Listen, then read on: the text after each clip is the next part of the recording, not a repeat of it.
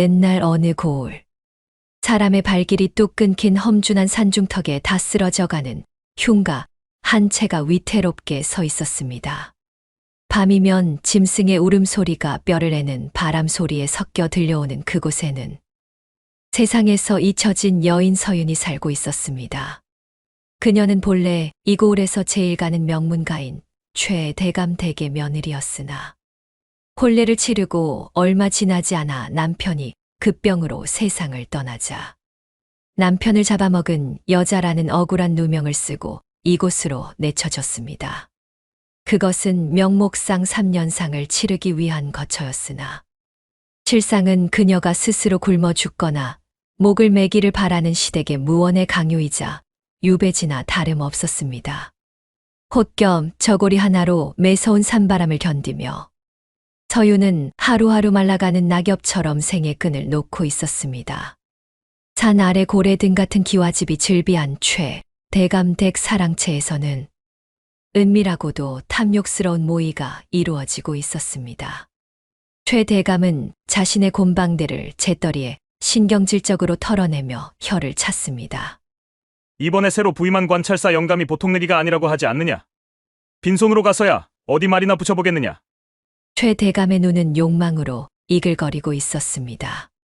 그의 평생 소원은 가문에 열여문을 세우는 것이었습니다.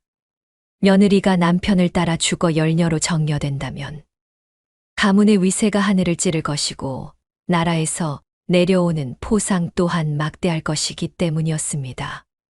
이를 위해서는 관아의 높은 관리들에게 줄을 대고 입김을 불어넣어야 했는데 그러자면 막대한 자금이 필요했습니다.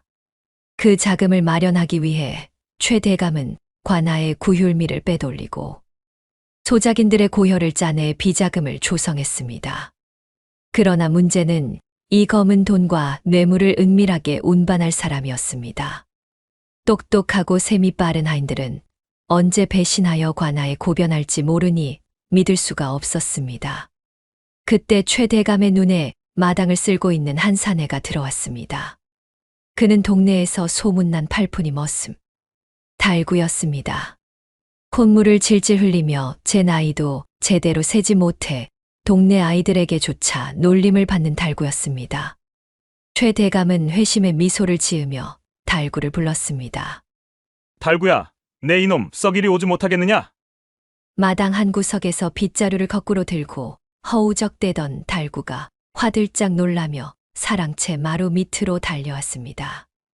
그는 해실거리며 침을 닦지도 않고 대답했습니다. 대감마님 부르셨습니까? 마당 깨끗하게 쓸었습니다. 오냐? 내 놈이 밥값은 하는구나. 내 너에게 아주 중한 심부름을 하나 시키려 한다. 내 놈이 힘하나는 장사 아니냐? 최대감은 주위를 살피더니 방 안 깊숙한 곳에서 묵직한 보따리 하나와 칠기 상자 하나를 꺼내 달구의 지게에 씌웠습니다. 이것을 가지고 저 아랫마을 이판서 댁 뒷문으로 가거라. 문을 두드리면 누군가 나올 것이다. 아무 말도 말고 그냥 이것만 전해주고 오거라. 가다가 열어보거나 딴청을 피우면 내 놈 다리를 문질러 놓을 테니 그리 알아라. 알겠느냐? 걱정 마십시오. 저는 아무것도 모릅니다. 그냥 배달만 하고 오면 쌀밥 주시는 겁니까? 달구는 멍청한 표정으로 연신 고개를 끄덕이며 지게를 짊어졌습니다. 최대감은 멀어지는 달구의 뒷모습을 보며 비릿한 웃음을 흘렸습니다. 저런 짐승만도 못한 놈이 제일 안전한 법이지. 입이 있어도 말을 옮길 줄 모르고 귀가 있어도 들은 것을 기억하지 못하니 이보다 완벽한 등보가 어디 있겠는가. 그러나 최대감은 꿈에도 모르고 있었습니다. 대문을 나서는 순간 달구의 흐리멍덩하던 눈빛이 찰나의 순간 매섭게 빛났다는 사실을 말입니다. 달구는 짐짓 비틀거리는 척하며 지게의 무게를 가늠하고 슬쩍 보따리의 매듭을 점검하는 척하며 내용물을 눈과 손끝의 감각으로 훑었습니다. 달구에게는 남들은 모르는 특별한 능력이 있었습니다. 한 번 본 것은 그림처럼 머릿속에 찍혀 절대 지워지지 않는 순간 기억 능력이었습니다. 그는 글을 배우지 못했으나 장부의 숫자를 모양으로 기억했고 사람의 표정과 옷차림, 주고받은 말의 토시 하나까지도 완벽하게 저장할 수 있었습니다. 달구는 산길을 오르며 머릿속으로 방금 본 것들을 빠르게 정리했습니다. 그의 내면에서 바보의 말투가 아닌 냉철한 사내의 목소리가 울려 퍼졌습니다. 비단 보따리의 무게로 보아 최상품 중국산 비단 5필. 질기 상자의 틈새로 풍기는 흙내와 습기를 보아하니 백두산 산삼이 분명하다. 크기로 보아하니 최소 100년 묵은 천종산삼 10뿌리. 달구는 걸음을 멈추지 않고 계속해서 정보를 되새겼습니다. 그리고 제일 중요한 것. 대감의 소매 끝에 삐져나와 있던 붉은색 종이. 그것은 관아의 직인이 찍힌 문전옥답 땅문서였다. 이 판서 댁 뒷문, 시각은 자씨. 수취인은 이 판서의 청직이 김씨일 것이다. 달구는 이 모든 정보를 머릿속 깊은 곳, 아무도 열어볼 수 없는 자신만의 장부에 기록했습니다. 겉으로는 침을 흘리며 다리를 저는 바보 머슴이었지만 속으로는 최대감의 목줄을 쥘 치명적인 증거들을 차곡차곡 쌓아가고 있었던 것입니다. 심부름을 마친 달구는 다시 최대감 댁으로 돌아와 이번에는 서윤이 있는 산속 흉가로 보낼 식량을 챙겼습니다. 최대감은 며느리에게 보내는 식량조차 아까워하며 썩어가는 쌀과 시들한 채소 몇 개를 던져주었습니다. 이것도 감리적진이라.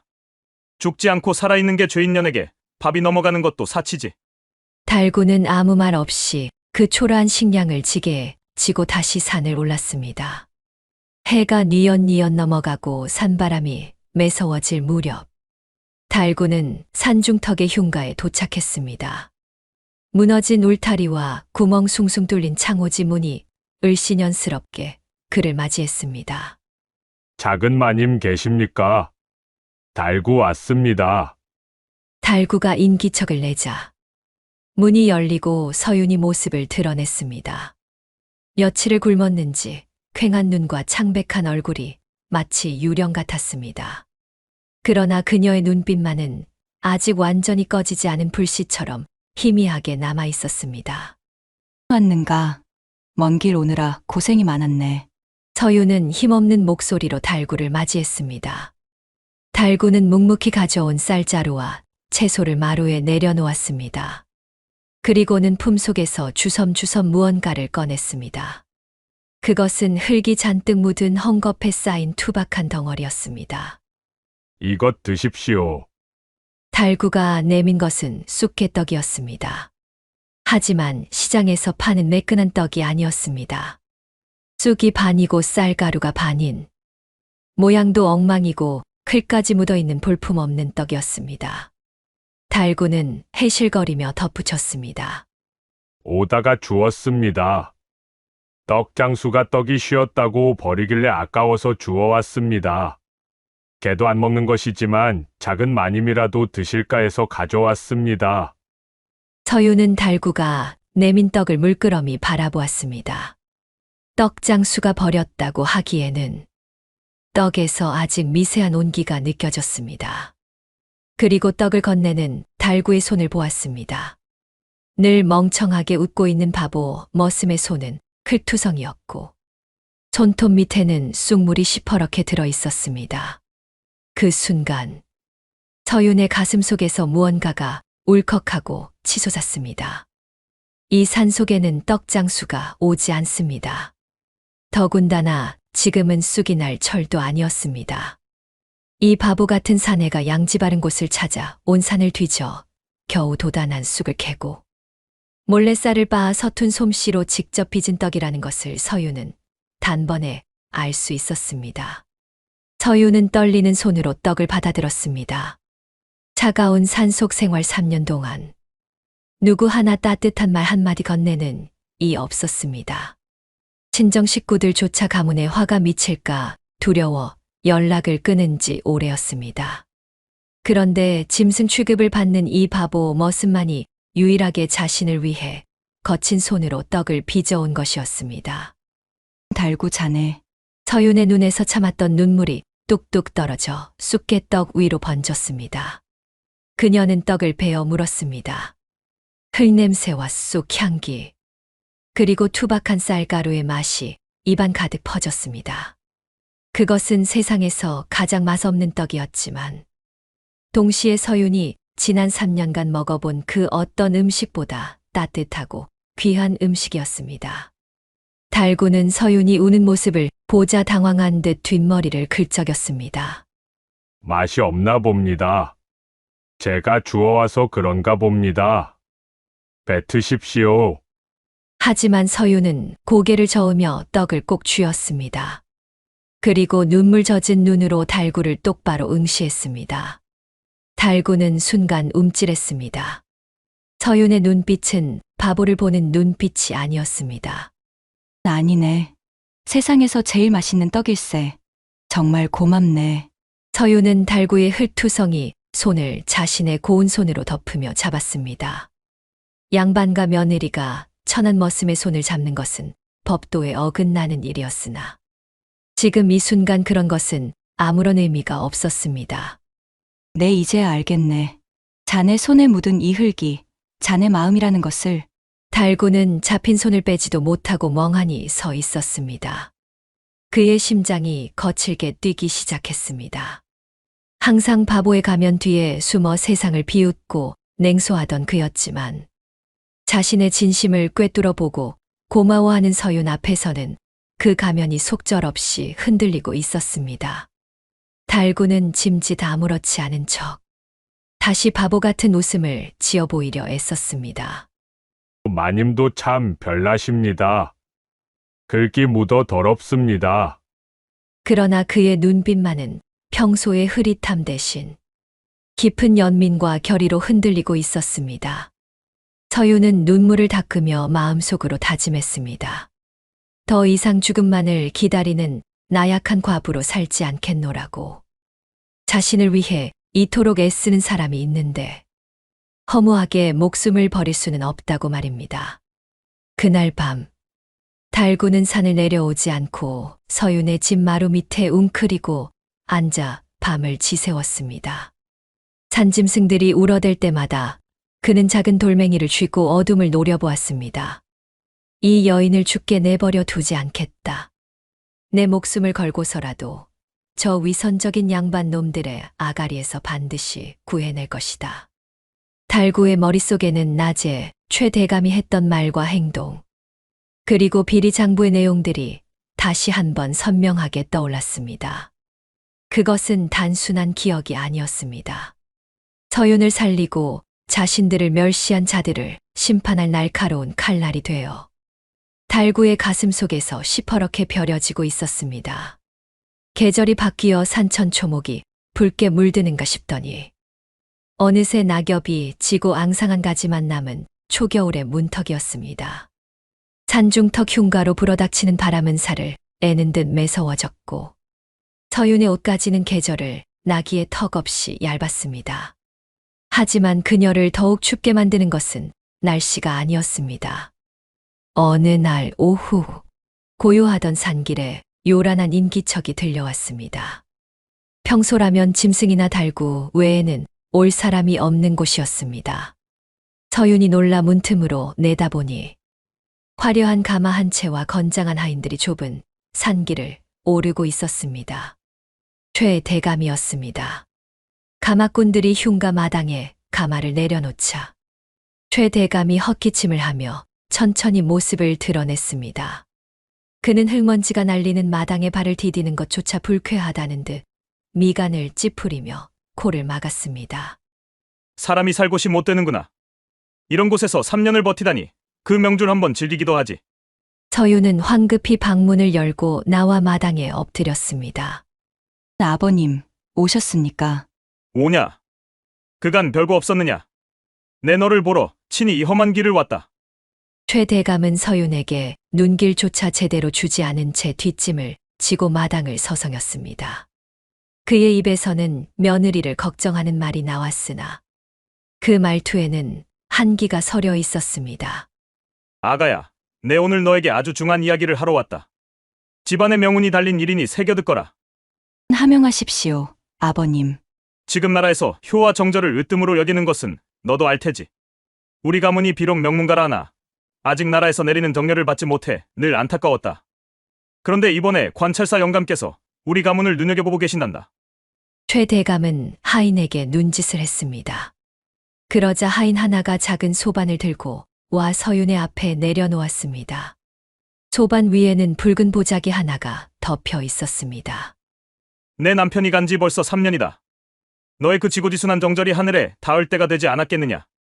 내가 가문을 위해 큰 결심을 해준다면 내 친정 어미와 동생들은 내가 평생 먹고 사는 걱정 없이 돌봐줄 것이다. 허나 최 대감의 목소리가 낮게 깔렸습니다. 내가 만약 구차하게 명주를 붙들고 있다면 내 친정 식구들은 이 고을에서 발을 붙이지 못할 게다. 병든 내 어미의 약값 또한 끊기겠지. 서윤의 어깨가 덜덜 떨렸습니다. 그것은 명백한 협박이었습니다. 보자기를 풀어보거라. 서윤은 떨리는 손으로 붉은 보자기를 걷어냈습니다. 그 안에는 은장도가 있을 것이라 생각했습니다. 그러나 그곳에 놓인 것은 은장도가 아니었습니다. 새하얗고 긴 영주천 한 피였습니다. 은장도로 자결하는 것은 피를 보는 흉한 일이니 깨끗하게 목을 매라는 뜻이었습니다. 그 흰 천은 마치 서윤의 목을 조여오는 뱀처럼 또아리를 틀고 있었습니다. 내일 밤이다. 내일 밤 내가 다시 사람을 보낼 터이니 그때까지 거사를 치르거라. 내가 스스로 선택한 길이어야만 열려문이 선다. 부디 딴 생각 말고 가문의 영광이 되어다오. 최 대감은 그 말만 남기고 뒤도 돌아보지 않은 채 다시 가마에 올랐습니다. 요란했던 행렬이 산을 내려가고 다시 정막이 찾아왔습니다.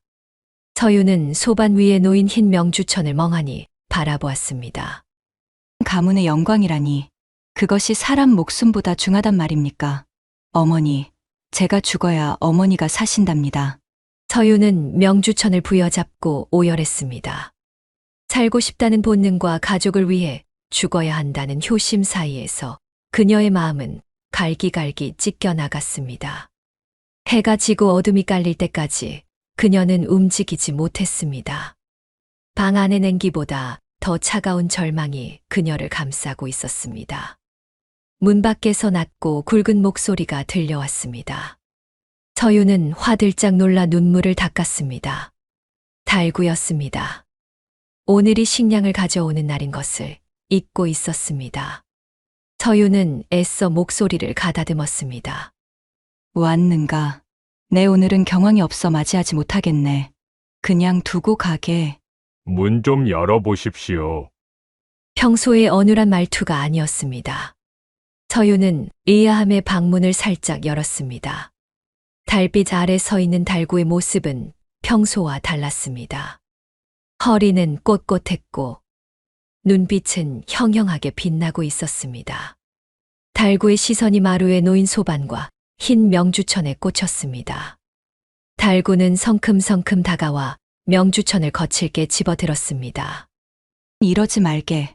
그것은 이것으로 목을 매라 하던가요. 그 늙은 구렁이가 기어이 본색을 드러냈군요. 달구 자네 말투가 달구는 명주천을 바닥에 내팽개치고 서윤을 똑바로 바라보았습니다. 작은 마님, 제 말 잘 들으십시오. 저는 바보가 아닙니다. 지난 3년간 마님을 지켜보며 저 놈들이 무슨 짓을 하는지, 저 썩어 빠진 대감 놈이 무슨 꿍꿍이를 꾸미는지 낱낱이 지켜보고 기억했습니다. 서윤은 놀라움에 입을 다물지 못했습니다. 눈앞의 산에는 콧물을 흘리던 바보 달구가 아니었습니다. 강인하고 지혜로운 사내의 모습이었습니다. 자네가 다 알고 있었단 말인가? 그렇습니다. 그리고 오늘 대감이 주고 간 이 끈은 죽음의 동아줄이 아니라 마님을 살릴 생명줄이 될 겁니다. 그게 무슨 말인가? 나는 죽어야 하네. 내가 살면 우리 어머니와 동생들이 죽네. 나 하나만 눈 감으면 모든 게 편해진다고 했어.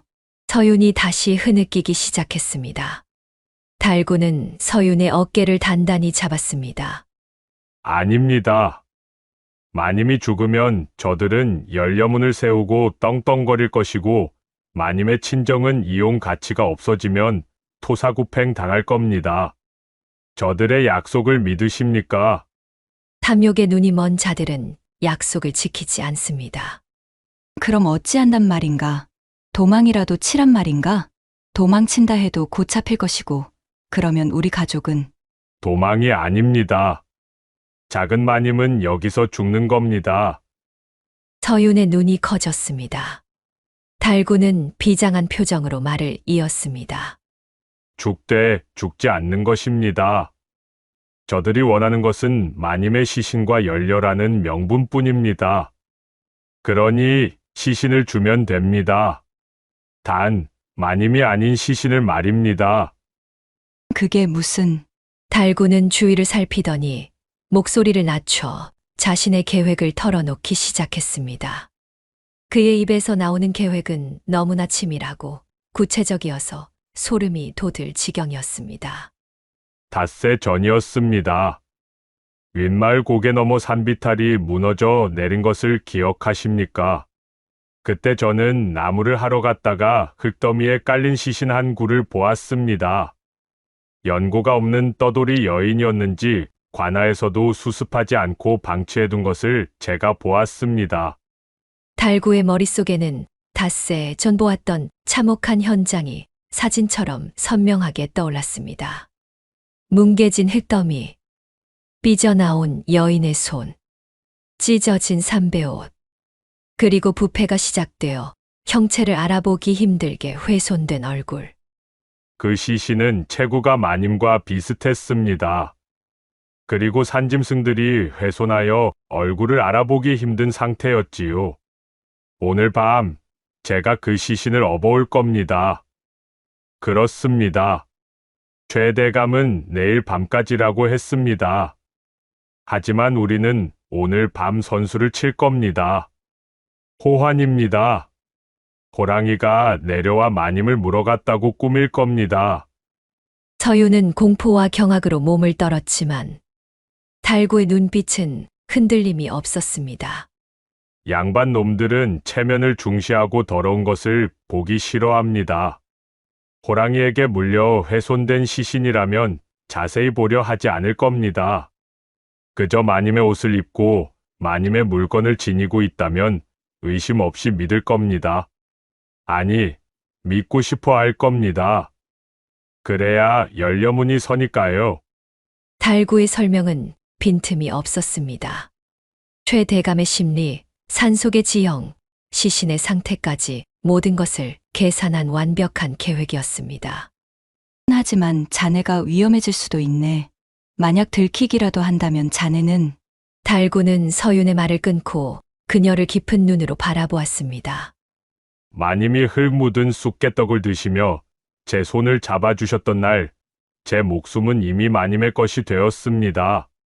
바보로 살며 짐승 취급받던 저를 사람으로 봐주신 분은 마님뿐이었습니다. 그러니 저를 믿으십시오. 제가 반드시 살려냅니다. 서윤은 달구의 진심 어린 고백에 가슴이 먹먹해졌습니다. 더 이상 그를 말릴 수도 거절할 수도 없었습니다. 이것은 단순한 도주가 아니라 두 사람이 세상에 맞서 싸우는 첫 번째 전투였습니다. 알겠네. 내 자네를 믿겠네. 내 목숨 자네에게 맡기겠네. 서윤의 허락이 떨어지자 달구는 즉시 행동을 개시했습니다. 시간이 없습니다. 마님은 지금 입고 계신 속적삼과 거치마를 벗어주십시오. 그리고 마님임을 증명할 수 있는 물건이 필요합니다. 대감이 단번에 알아볼 수 있는 것으로 말입니다. 서윤은 잠시 생각하더니 장롱 깊숙한 곳에서 옥으로 된 놀이개 하나를 꺼냈습니다. 이것은 시어머니께서 혼례 때 주신 것이다. 최대감 댁 물건이니 그가 모를 리 없을 거야. 좋습니다. 저는 산을 넘어 그 여인을 모셔오겠습니다. 마님은 방 안에 계시지 말고 부엌 아궁이 뒤편 볏짚 속에 숨어 계십시오. 제가 돌아올 때까지 절대 나오시면 안 됩니다. 달구는 서윤의 옷가지와 놀이개를 품에 안고 어둠 속으로 사라졌습니다. 밖에는 겨울비가 추적추적 내리기 시작했습니다. 빗소리는 달구의 발소리를 감추어 주었고, 차가운 공기는 긴장감을 고조시켰습니다. 달구는 험한 산길을 날다람 쥐처럼 내달렸습니다. 그의 머릿속 지도에는 산사태가 난 곳으로 가는 지름길이 명확히 그려져 있었습니다.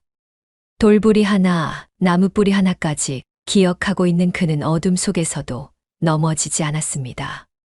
한 시즌쯤 지났을까?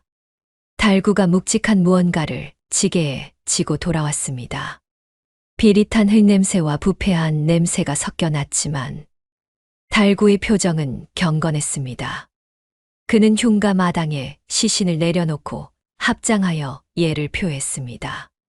이름 모를 누님, 억울하게 가신 길, 이 한을 풀어주시고 부디 좋은 곳으로 가시어 저희를 도와주십시오. 누님의 시신이 한 사람을 살리는 귀한 일에 쓰일 것입니다. 달구는 서윤에게 받은 옷을 시신에게 입혔습니다. 이미 굳어버린 몸에 옷을 입히는 것은 쉽지 않았으나 달구는 능숙하게 처리했습니다. 그리고 마당과 방문턱, 기둥 곳곳에 달개피를 뿌리고 짐승의 발톱 자국처럼 긁힌 흔적을 만들었습니다. 문짝을 부수어 반쯤 뜯어내고 마당의 흙을 어지럽혀 격렬한 사투가 있었던 것처럼 위장했습니다. 그의 손놀림은 거침이 없었습니다. 호랑이가 먹이를 채갈 때의 습성, 발자국의 깊이와 보폭까지 그의 머릿속에 저장된 지식들이 현실로 구현되고 있었습니다. 모든 준비가 끝나자 흉가는 그야말로 참혹한 호환의 현장이 되었습니다. 찢겨 나간 서윤의 옷자락과 피 묻은 놀이개가 마당 한가운데 덩그러니 놓여 있었습니다. 달구는 부엌 볏짚 속에 숨어 떨고 있는 서윤을 찾아갔습니다. 작은 마님, 준비가 다 되었습니다. 이제 산을 내려가 안전한 곳으로 모시겠습니다. 달구는 서윤에게 남루한 무명옷을 입히고 얼굴에 숯검정을 칠해 신분을 감추게 했습니다. 정말 이대로 떠나는 것인가? 그렇습니다. 이제 서윤아 씨는 호랑이에게 물려 돌아가신 겁니다. 지금부터 마님은 저와 함께 새로운 세상으로 가는 겁니다. 달구는 서윤을 등에 업었습니다. 꽉 잡으십시오. 빗길이라 미끄럽습니다. 자네 등 참으로 따뜻하구나. 달구는 서윤을 업고 빗속을 뚫고 산을 내려갔습니다. 그의 등 뒤에는 서윤의 체온이, 가슴 속에는 비장한 각오가 자리 잡고 있었습니다. 그는 서윤을 인적이 드문 이웃 마을의 낡은 물레방앗간에 숨겼습니다. 여기에 며칠만 계십시오. 제가 내일 아침 대감댁에 가서 연극을 마치고 다시 데리러 오겠습니다. 조심하게, 부디 몸 조심하게. 서윤의 간절한 눈빛을 뒤로하고 달구는 다시 최 대감댁으로 향했습니다. 이제 그는 다시 바보가 되어야 했습니다. 다음 날 아침, 최 대감댁 사랑채 앞마당이 발칵 뒤집혔습니다. 달구가 흙투성이가 된 채 대문 안으로 뛰어들어오며 거품을 물고 쓰러졌기 때문입니다. 호랑이입니다. 호랑이가 내려왔습니다. 작은 마님이. 달구는 마당을 대굴대굴 구르며 공포에 질린 비명을 질렀습니다. 사랑채 문이 열리고 최 대감이 뛰쳐나왔습니다. 무슨 일이냐? 호랑이라니. 그게 무슨 소리야? 대감 마님. 집채만한 호랑이가 문을 부수고 마님을 물어갔습니다. 피가 철철 흐릅니다. 달구는 사지를 부들부들 떨며 말을 잇지 못했습니다. 최 대감은 순간 흠칫했지만 이내 입가에 묘한 미소가 번졌습니다. 호랑이라. 내 손에 피 묻힐 필요도 없이 일이 해결되었구나. 저놈이 놀라 자빠진 걸 보니 헛것을 본 건 아닌 모양이다. 얘들아, 당장 채비를 차려라. 산으로 간다. 최 대감은 하인들을 이끌고 산으로 올라갔습니다. 현장은 참혹했습니다. 부서진 문짝, 여기저기 뿌려진 선열, 그리고 마당 구석에 처참하게 훼손된 채 서윤의 옷을 입고 쓰러져 있는 시신. 하인들은 비명을 지르며 고개를 돌렸습니다. 최 대감 역시 역한 냄새와 끔찍한 광경에 코를 막고 인상을 찌푸렸습니다. 흉하다, 흉해. 최 대감은 시신 가까이 다가가지 않았습니다. 멀찍이 떨어져 바닥에 떨어진 옥놀이개를 지팡이로 툭툭 건드려 보았습니다. 분명 자신이 며느리에게 주었던 예물이 맞았습니다. 내 며느리가 맞구나. 밤새 호랑이와 싸우다 정절을 지키려다 변을 당한 것이야. 그렇지 않느냐? 최 대감이 하인들을 둘러보며 다그치듯 물었습니다. 하인들은 대감의 서슬에 눌려 억지로 고개를 끄덕였습니다. 예, 맞습니다. 열녀가 되려다 호환을 당하신 게 분명합니다. 어서 수습하거라. 시신이 너무 훼손되었으니 염은 생략하고 바로 관에 넣어라. 부정 탄다. 최 대감은 시신을 자세히 확인할 생각조차 하지 않았습니다. 그에게 중요한 것은 죽은 며느리라는 결과와 열녀라는 명분뿐이었으니까요. 달구는 나무 뒤에 숨어 벌벌 떠는 척하며 최 대감이 자신의 시나리오대로 움직이는 것을 차가운 눈으로 지켜보고 있었습니다. 그래, 마음껏 기뻐해라.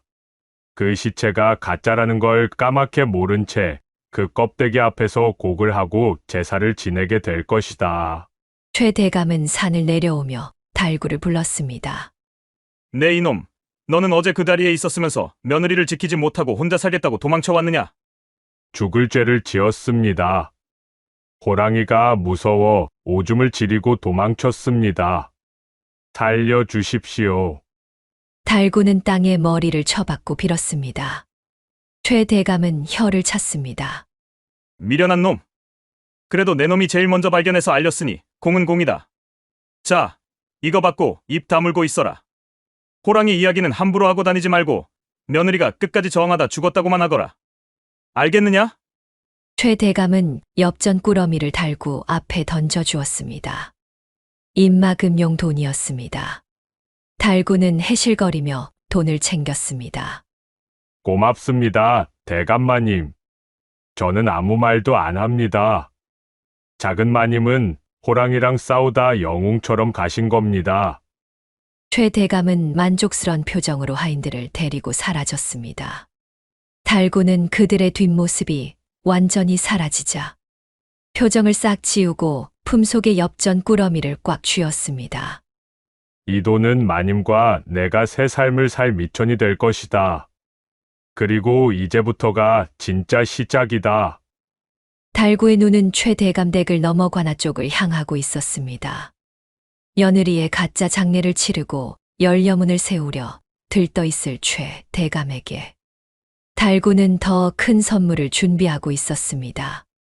그것은 바로 죽은 자의 목소리와 살아있는 장부의 합작품이 될 것이었습니다. 서윤이 호랑이에게 물려 비참한 최후를 맞이했다는 소식은 삽시간에 고을 전체로 퍼져나갔습니다. 사람들은 흉가 마당에 남겨진 피 묻은 놀이개와 찢겨진 옷가지를 이야기하며 혀를 찾고 시아버지의 명을 받들어 산속에서 홀로 심요살이를 하다 변을 당한 그녀의 지고지순한 효심과 정절을 칭송했습니다. 최 대감은 며느리의 장례를 그 어느 때보다 성대하게 치렀습니다. 그는 상복을 입고 조문객들 앞에서 통곡을 하며 눈물을 짜냈으나 소매로 얼굴을 가릴 때면 입가에 번지는 비릿한 미소를 감출 수 없었습니다. 모든 것이 그의 계획대로, 아니 그 이상으로 완벽하게 흘러가고 있었기 때문입니다. 관아에서는 훼손된 시신의 검시를 대충 마쳤고 최 대감이 미리 손을 써둔 덕분에 호환의 의한 사망으로 기록되었습니다. 그리고 마침내 조정에 올린 정려 상소가 받아들여져 곧 열려문이 내려올 것이라는 기별이 당도했습니다. 장례가 끝나고 며칠이 지난 밤이었습니다. 최 대감은 사랑채에 홀로 앉아 술상을 앞에 두고 자축하고 있었습니다. 술맛 한번 좋구나. 좋고 말고. 내 평생의 소원이 이제야 이루어지는구나. 그 계집이 살아서는 밤만 충해다니 죽어서야 비로소 내게 효도를 하는구나. 최 대감은 술잔을 비우며 콧노래를 흥얼거렸습니다. 방 안은 따뜻했고 창호지 문 밖에는 겨울바람이 매섭게 불어대고 있었습니다. 문풍지가 떨리는 소리와 함께 촛불이 기이하게 일렁였습니다. 바람이 들어올 틈이 없는데도 방 안의 공기가 순식간에 차가워졌습니다. 최 대감은 술기운에 몸을 부르르 떨며 옷깃을 여미었습니다. 날이 갑자기 왜 이리 추워진단 말인가? 걔 아무도 없느냐? 군불 좀 더 떼거라. 하지만 밖에서는 아무런 대답이 없었습니다. 고요한 정막만이 사랑채를 감싸고 있을 뿐이었습니다. 최 대감은 다시 술잔을 채우려 술병을 들었습니다. 그때 어디선가 여인의 울음소리 같은 것이 희미하게 들려왔습니다. 아버님, 아버님. 최 대감의 손이 멈칫했습니다. 술병이 달그락거리는 소리가 유난히 크게 들렸습니다. 누구냐? 밖에 누구 있느냐? 저입니다. 며느리 서윤입니다. 최 대감은 소스라치게 놀라 뒤로 넘어질 뻔했습니다. 분명 죽어 땅에 묻은 며느리의 목소리였습니다. 아니, 그 목소리는 분명 며느리의 것이었으나 말투는 어딘지 모르게 기괴하게 뒤틀려 있었습니다. 소리는 문 밖에서 들리는 듯 하다가도 천장 위에서 들리는 듯 했고 이내 바로 등 뒤에서 속삭이는 듯 했습니다. 이 무슨 궤변이란 말인가? 헛것을 들은 게야. 그래, 내가 술이 과했어. 최 대감은 애써 마음을 진정시키며 눈을 질끈 감았습니다. 그러나 그 다음 들려온 목소리는 그를 공포의 구렁텅이로 몰아넣기에 충분했습니다. 내가 만약 구차하게 명주를 붙들고 있다면 내 친정 어미의 약값 또한 끊기겠지. 그것은 며느리의 목소리가 아니었습니다. 그것은 바로 며느리를 찾아갔던 날, 최 대감 자신이 며느리에게 했던 협박의 말이었습니다. 억양, 숨소리, 그리고 그때의 비정하고 차가운 어조까지 토시 하나 틀리지 않고 똑같았습니다. 마치 그날의 자신이 어둠 속에서 다시 걸어 나온 것 같았습니다. 그게 무슨 소리냐? 누가 감히 내 흉내를 낸단 말이냐? 최 대감이 고함을 치며 방문을 벌컥 열어젖혔습니다. 하지만 밖에는 칠 같은 어둠과 매서운 바람만이 불고 있을 뿐 인기척은 어디에도 없었습니다. 마당 구석에 서 있는 감나무 가지가 바람에 흔들리며 기괴한 그림자를 만들고 있었습니다. 최 대감은 식은땀을 흘리며 다시 방으로 들어와 문을 걸어 잠갔습니다. 심장이 터질 듯이 뛰었습니다. 그가 했던 그 은밀한 협박은 며느리와 자신 단둘만이 아는 내용이었습니다. 엿들은 이도 없었고 며느리는 이미 죽었습니다. 그런데 허공에서 그 말이 들려온다는 것은 죽은 며느리의 원혼이 찾아왔다는 증거 외에는 설명할 길이 없었습니다. 이 모든 것은 물론 달구의 소행이었습니다. 달구는 최 대감 댁 지붕 위 기와 사이에 몸을 숨기고 있었습니다. 그의 천재적인 기억력은 단순히 눈으로 본 것뿐만 아니라 귀로 들은 소리의 높낮이와 음색까지도 완벽하게 저장하고 재생해 낼 수 있었습니다. 달구는 기와 틈새로 최 대감의 공포에 질린 모습을 내려다보며 차가운 눈빛을 번뜩였습니다. 놀라기엔 아직 이릅니다. 대감, 당신이 아씨에게 주었던 공포를 이제 당신이 뼈저리게 느낄 차례니까요. 다음 날 아침, 최 대감은 퀭한 눈으로 일어났습니다. 밤새 한숨도 자지 못한 탓에 몰골이 말이 아니었습니다. 하인들이 아침 새순물을 대령했지만 최 대감은 신경질적으로 물러가라 손짓했습니다. 그때 방 청소를 하러 들어온 달구가 해실거리며 말을 걸었습니다. 대감마님, 안색이 왜 그리 까맣습니까? 어젯밤에 잠을 못 주무셨습니까? 제가 빗자루질 하다가 지붕 위를 봤습니다. 하얀 소복 입은 여자가 춤을 추고 있었습니다. 최 대감은 달구의 말에 흠칫 놀라 그를 노려보았습니다. 이 미친놈이 아침부터 재수없게 무슨 헛소리냐? 소복 입은 여자라니. 진짜입니다. 얼굴이 피투성이가 돼서 아버님, 아버님하고 불렀습니다. 대감마님 못 들으셨습니까? 달구는 아무것도 모르는 바보 천치처럼 눈을 껌벅거리며 말했습니다. 하지만 그 말은 최 대감의 공포심에 기름을 붓는 격이었습니다. 최 대감은 손에 잡히는 대로 베개를 집어 달구에게 던졌습니다. 내 이놈, 썩 꺼지거라. 당장 내 눈앞에서 사라져. 달구는 베개를 맞고도 해실거리며 방을 나갔습니다. 방을 나서는 달구의 입가에 묘한 미소가 스쳐 지나갔습니다. 그날 밤부터 최 대감의 악몽은 본격적으로 시작되었습니다. 잠자리에 들려고 이불을 펴던 최 대감은 소스라치게 놀라 비명을 질렀습니다. 잘 개어진 이불 속에 하얗고 긴 명주천 한 필이 또아리를 튼 뱀처럼 놓여 있었습니다. 그것은 그가 며느리에게 자결하라며 건네주었던 바로 그 명주천이었습니다. 분명 하인을 시켜 태워버리라고 명했던 물건이었습니다. 그런데 그것이 타지 않은 채 며느리의 피눈물이 묻은 듯 붉은 얼룩이 진 채로 자신의 이불 속에 들어와 있는 것이었습니다. 최 대감은 뒤로 넘어져 엉금엉금 기어서 방 구석으로 물러났습니다. 이게 왜 여기 있단 말이냐? 내가 분명 태우라 했는데. 귀신이다. 귀신이 곡할 노릇이야. 그때 다시 허공에서 목소리가 들려왔습니다. 이번에는 더욱 선명하고 가까운 곳에서 며느리의 목소리가 서러움에 사무쳐 울려 퍼졌습니다. 아버님, 이 천으로 목을 매라 하셨지요. 제 목이 너무 아픕니다. 아버님도 한번 매보시지요. 아주 시원합니다. 살려다오. 내가 잘못했다. 아가야, 내가 잘못했어. 천하의 최 대감이 방바닥에 머리를 찌으며 빌었습니다.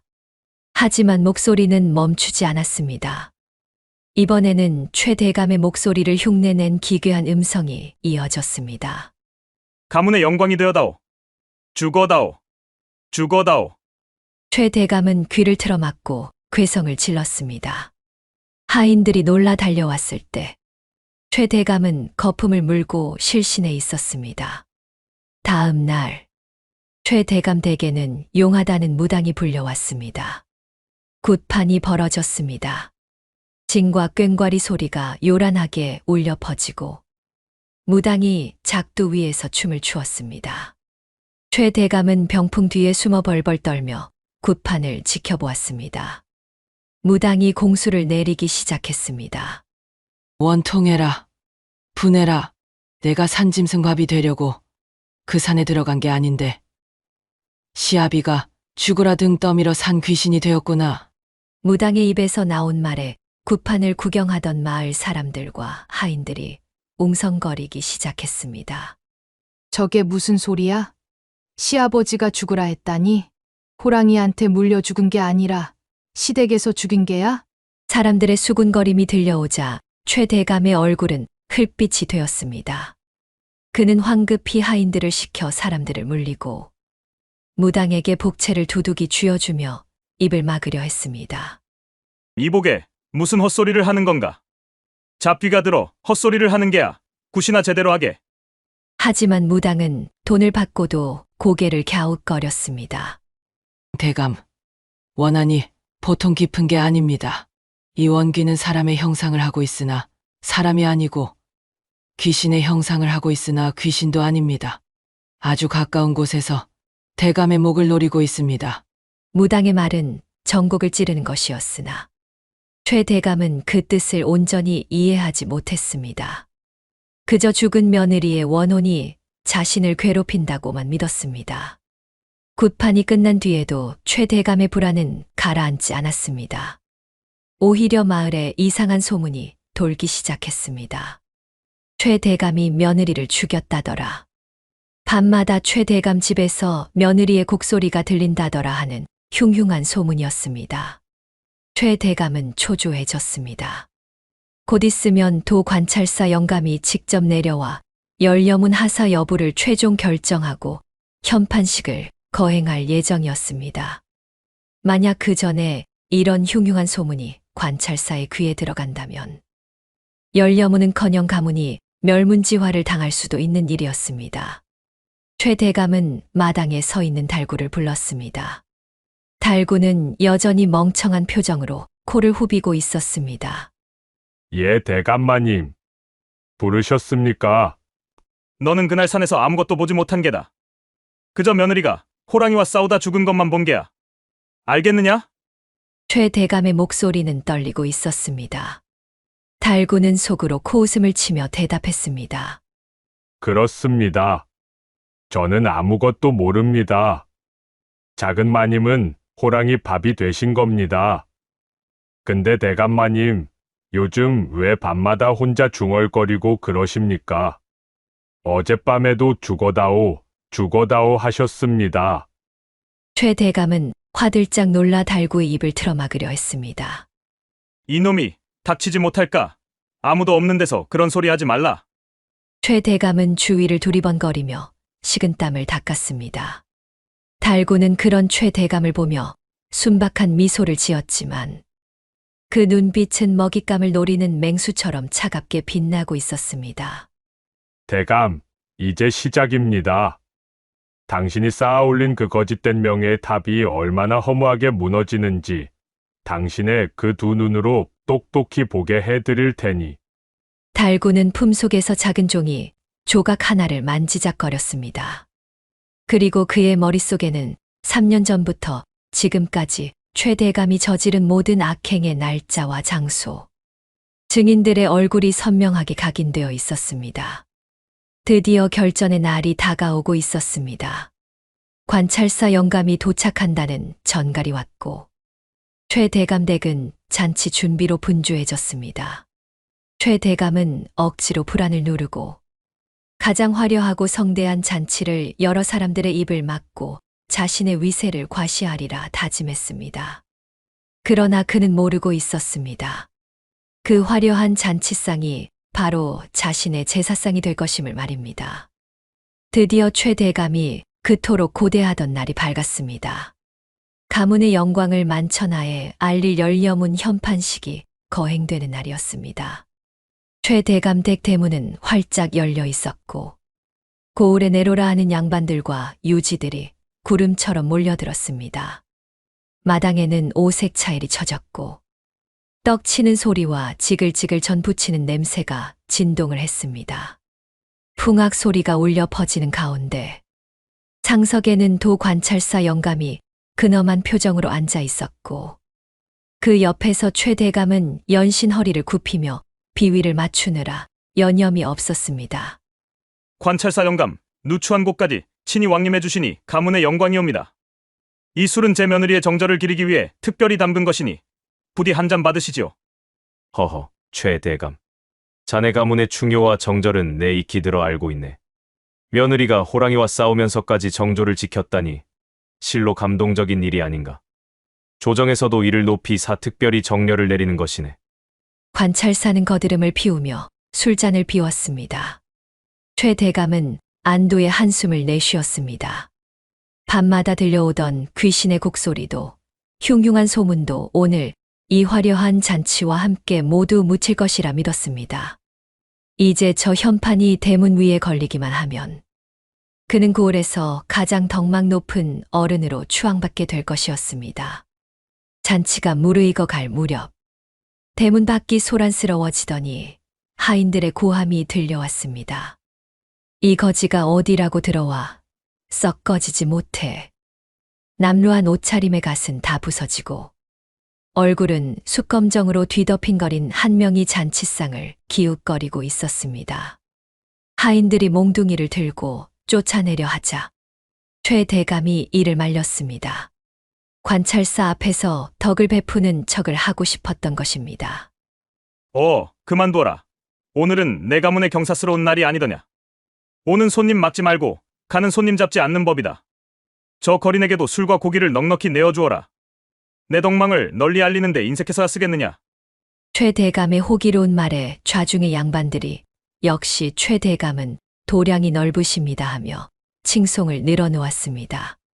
거리는 구석 자리에 털썩 주저앉아 하인이 던져주는 술잔을 받아들며 의미심장한 미소를 지었습니다.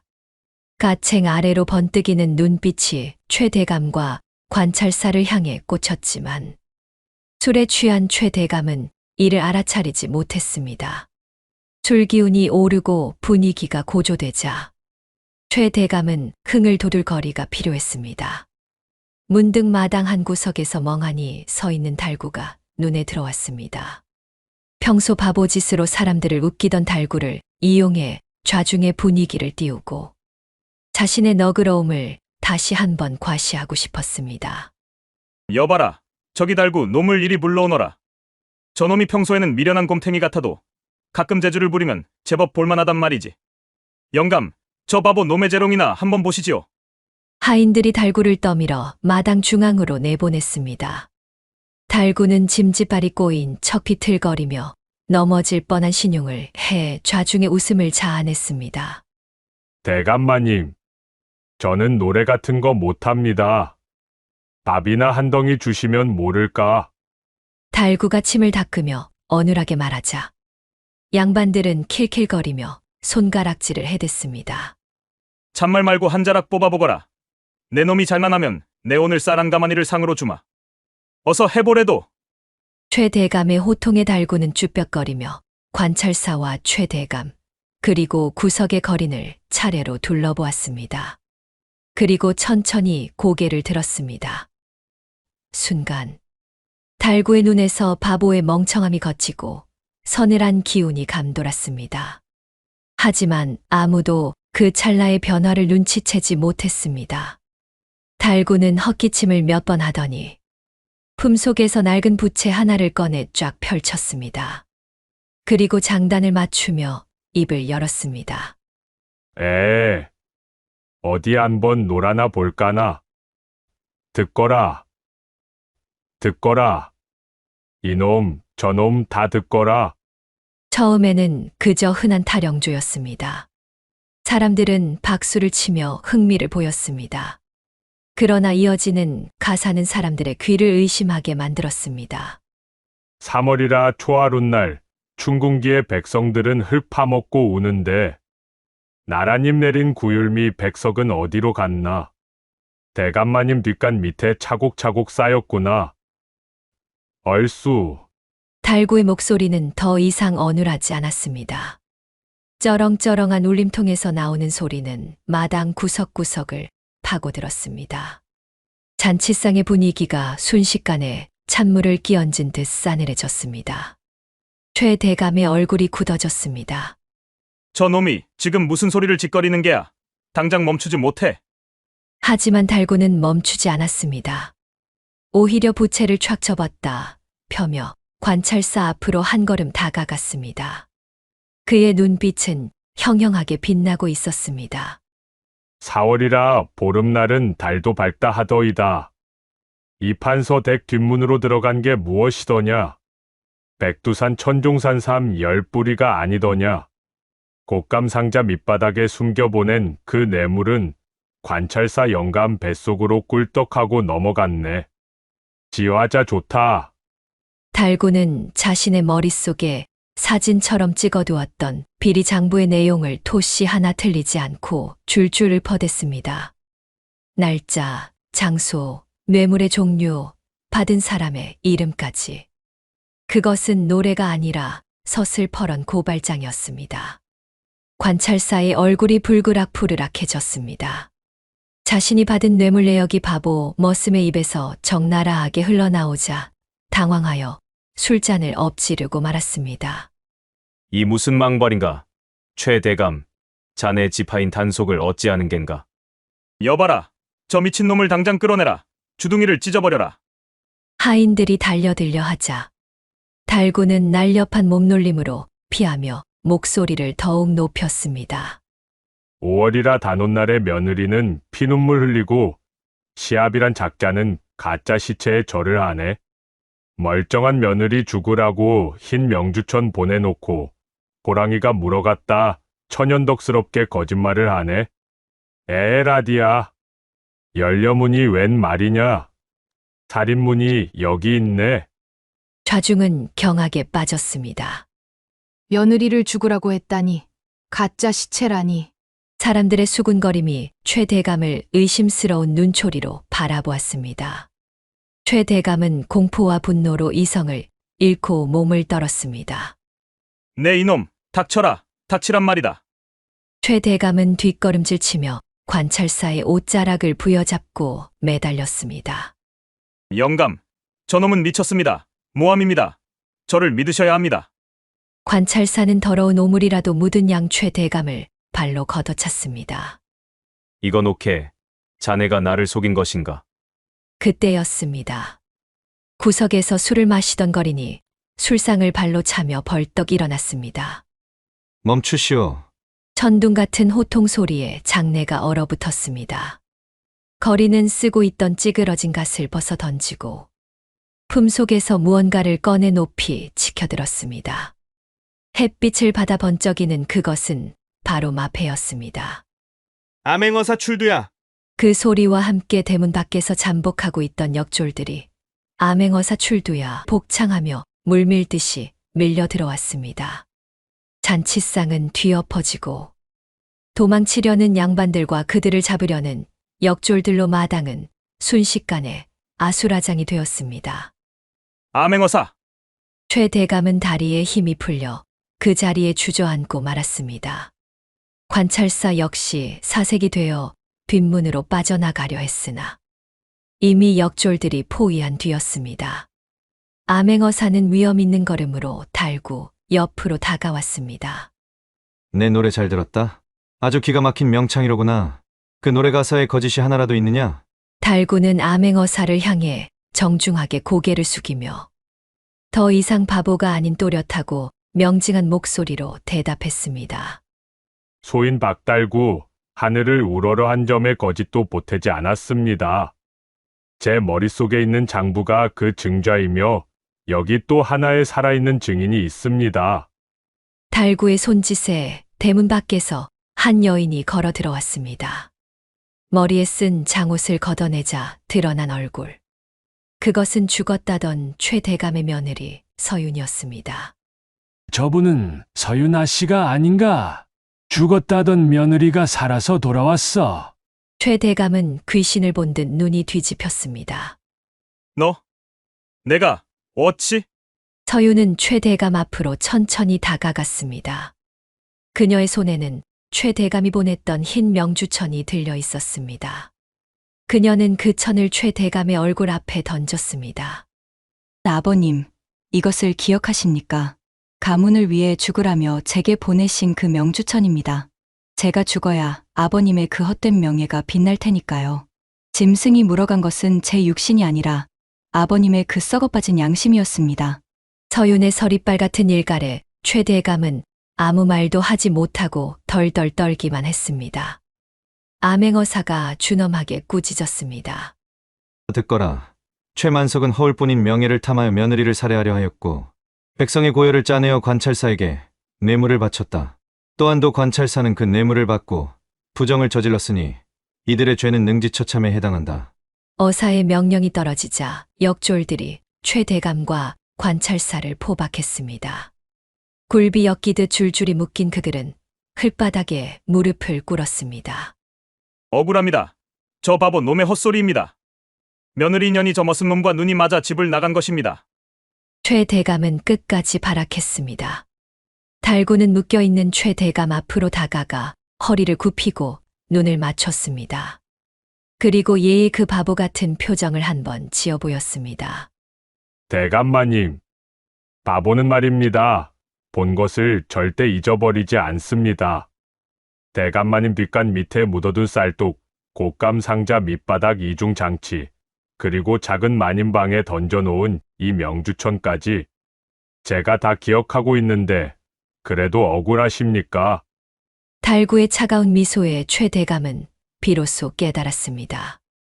자신이 짐승 취급하던 그 바보가 자신의 모든 치부를 낱낱이 기록하고 있었던 사관이자 심판자였다는 것을.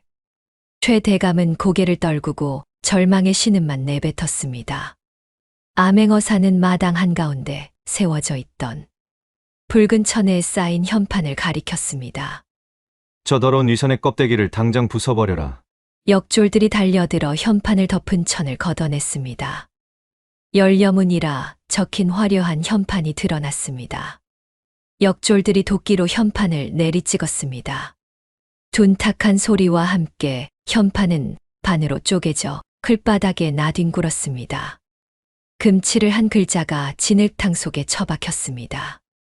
그것은 한 가문의 몰락이자 거짓된 명예의 최후였습니다.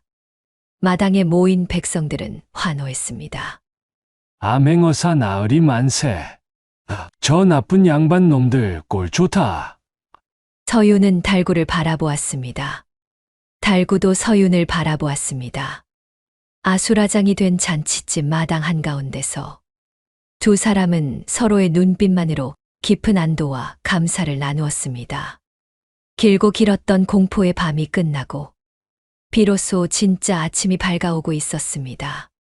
고을을 뒤흔들었던 소동이 가라앉고 최대감댁 마당에는 스산한 바람만이 불고 있었습니다. 포박된 최대감과 관찰사는 역졸들의 의에 함거에 실려 한양으로 압송될 채비를 마쳤습니다.